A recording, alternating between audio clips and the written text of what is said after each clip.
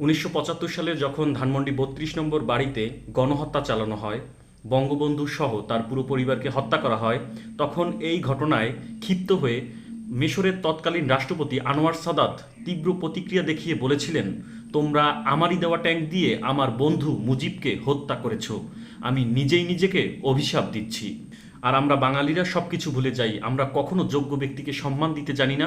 আমরা ভুলে যাই মানুষের অবদান। যে ব্যক্তি এই জাতির জন্য জীবনের যৌবন কারাগারে কাটিয়েছে, যে ব্যক্তি বারবার ফাঁসির দড়ির সম্মুখীন হয়েও দমে যায়নি, এই বাংলাদেশকে স্বাধীনতায় নেতৃত্ব দিয়েছে, আমাদের এই প্রজন্মের অনেকেই আজকে তাকে ছোট করে দেখে, ছোট করে কথা বলে। অথচ তারকে সমালোচনা করার মতন যোগ্যতা তো দূরের কথা, তাকে তার নামটা উচ্চারণ করার মতনও যোগ্যতা তাদের হয় নাই। অথচ তাকে নিয়ে খুবই বাজেভাবে সমালোচনা করে।